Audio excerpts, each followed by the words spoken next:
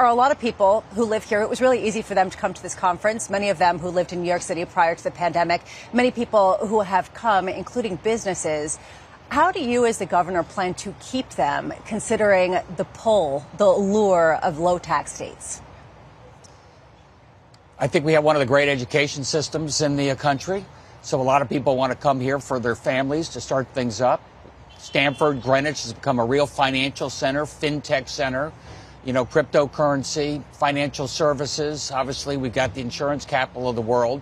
So there's a great ecosystem and base for finance. And I think we've had a lot of finance companies come up to Connecticut over the last few years. And we've noticed that, right, with all of them moving their headquarters to both Connecticut and also to Florida because it's a low tax state.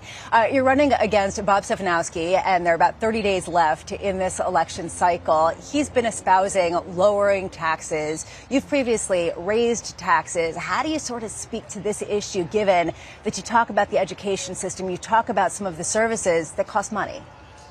Well, to be exact, we inherited a $2 billion budget deficit as far as the eye could see, and we balanced that by holding the line on spending. It was the first governor in 30 years not to raise income taxes.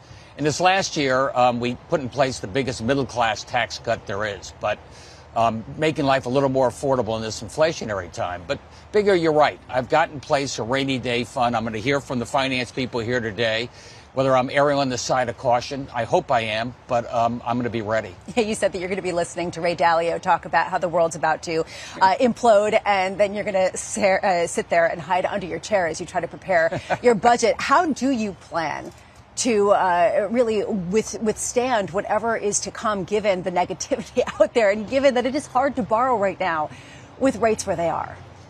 Well, two things. I've got 15% of our budget set aside in cash. We call it the rainy day fund. So if capital gains start slipping, which it already has, we'll be ready. I don't have to raise taxes. I don't have to cut education, funding going forward. I budgeted very conservative for this fiscal year. I think we could see sort of the storm clouds out there.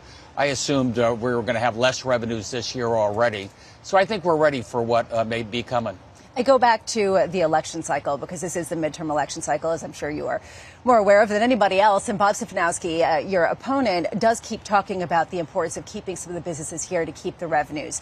How do you balance lowering taxes to be competitive with states that have really drawn a lot of Wall Street businesses with needing the money to actually make the state livable?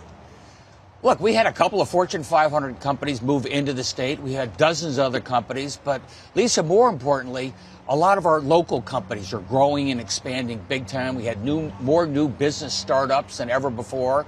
I've often said I don't want more taxes, but I don't mind more taxpayers. Our economic pie is growing, and that's why we have a surplus. So your tone has shifted a little bit in the election cycle, with more focus on just get out and vote. Why is there the emphasis on getting people to vote? Do you think that there is something that will keep Democrats home?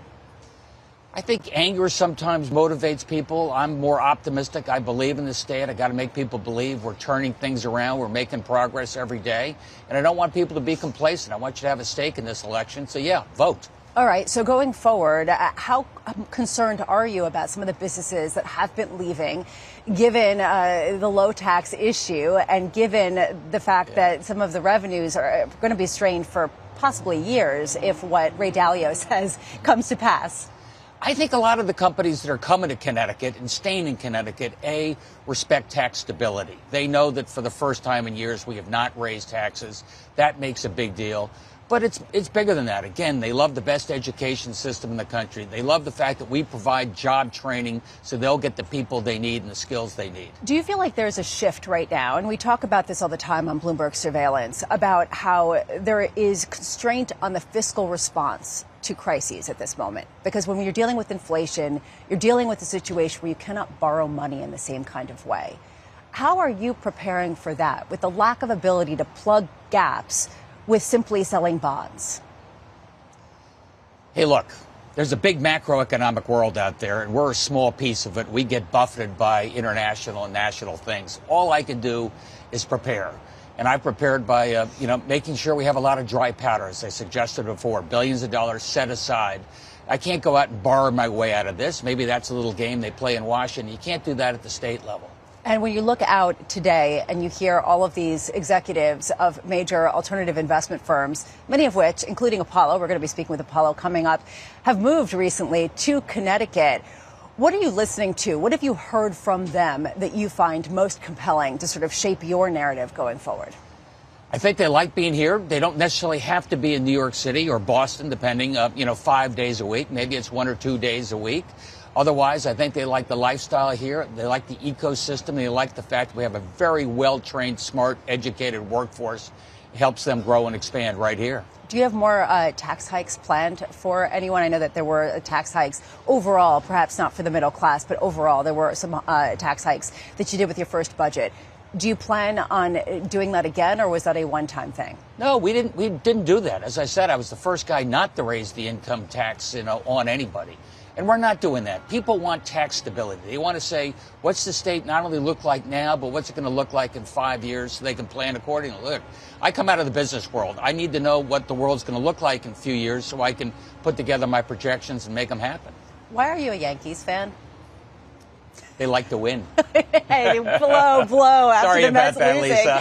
And we are looking at a situation after the Mets going on, and you've been trying to encourage Stevie Cohen, who is also a resident of your state, to buy your local team. Is that correct? Yeah, we have the Yard Goats. It's an amazing minor league baseball team up in Hartford. Yeah. And I'd often thought, boy, if you want to get a foothold here bigger in Connecticut, buy the Yard Goats and make them a Mets franchise. So that's your pitch to him? That's my pitch. So give us the inside scoop. Is he going to buy? I think he plays his cards pretty close to the vest. I think so, too.